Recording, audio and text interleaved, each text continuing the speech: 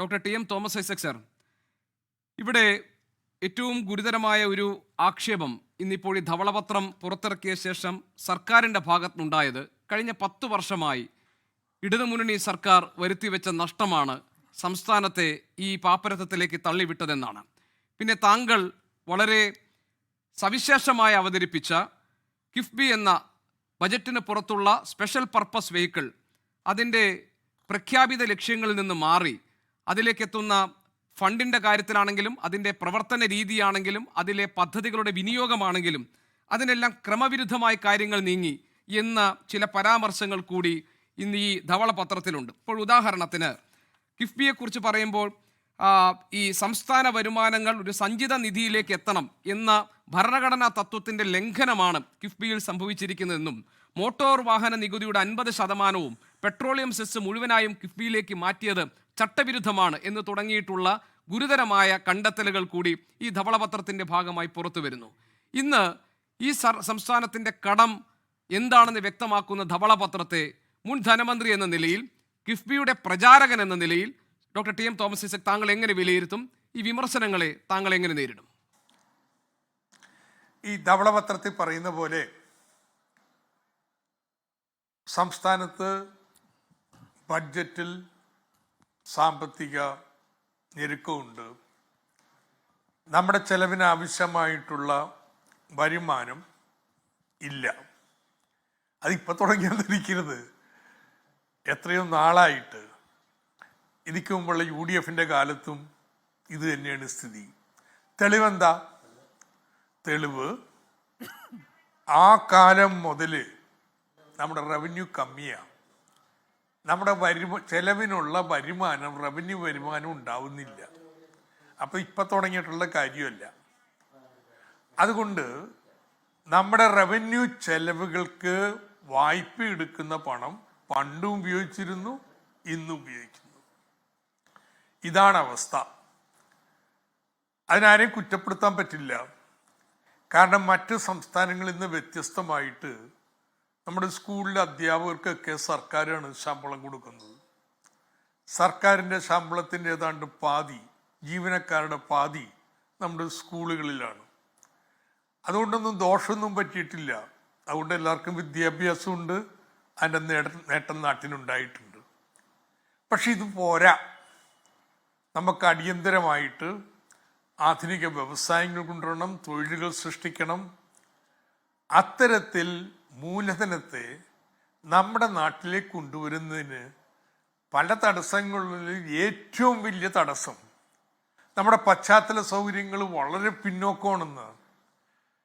നമ്മൾ അടുത്ത കാലം വരെയും ഒരു 4 വരി പാത കേരളത്തിൽ എവിടെയെങ്കിലും ഉണ്ടായിരുന്നോ?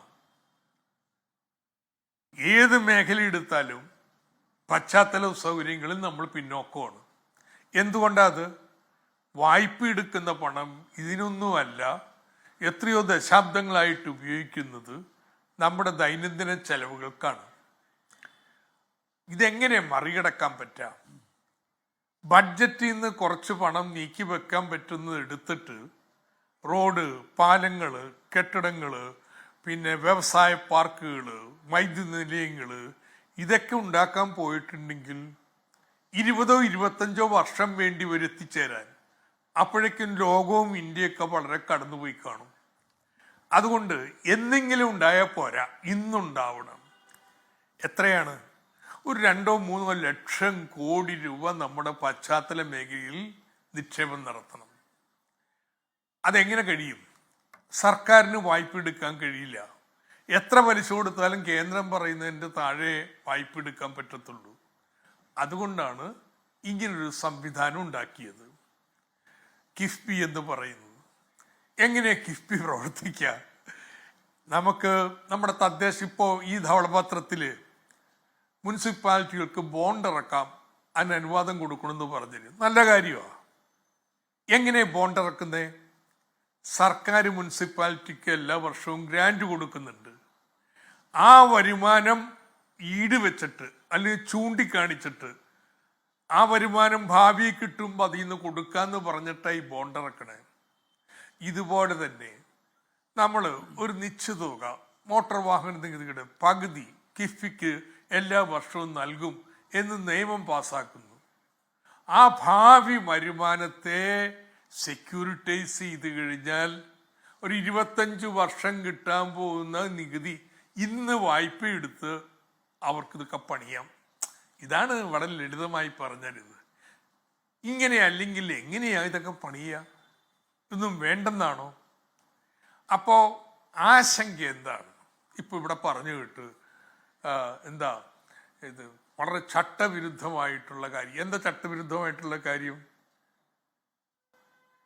ഭരണഘടനയെ പറയുന്നതേ സർക്കാരിൻ്റെ എല്ലാ വരുമാനവും കൺസോളിഡേറ്റഡ് ഫണ്ടിൽ വന്നം അവിടെ നിന്നേ കൊടുക്കാൻ പാടുള്ളൂ, അല്ലാതെ കിഫ്ബിക്ക് നികുതി വീതം കൊടുക്കുന്നു. എങ്ങനെ ഈ മണ്ടത്തരം പറയാൻ പറ്റുന്നത്? എത്ര വലിയ വിദ്വാനം എഴുതിയിട്ടുള്ള ആളുകളൊക്കെ എൻ്റെ കൂടെ പഠിപ്പിക്കുകയൊക്കെ ചെയ്തിട്ടുള്ള ആളുകൾ മണ്ടത്തരമാണെന്ന്. ഒരു പൈസ പോലും അങ്ങനെ ചെയ്യാൻ പറ്റത്തില്ല.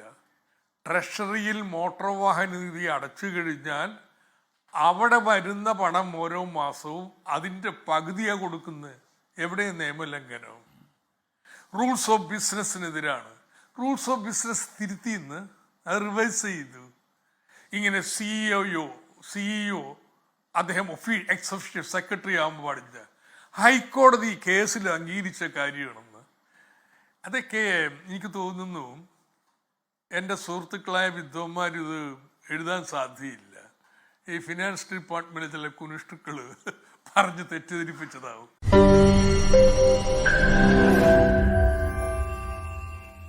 ലോകത്തെവിടെയായാലും ഏത് സമയത്തും 24 വാർത്തകളും ഓഗ്മെന്റഡ് റിയാലിറ്റി പാക്കേജുകളും എക്സ്പ്ലെയിനറുകളും വിശദമായി കാണാൻ ഞങ്ങളുടെ യൂട്യൂബ് ചാനൽ നിങ്ങൾക്ക് സബ്സ്ക്രൈബ് ചെയ്യാം.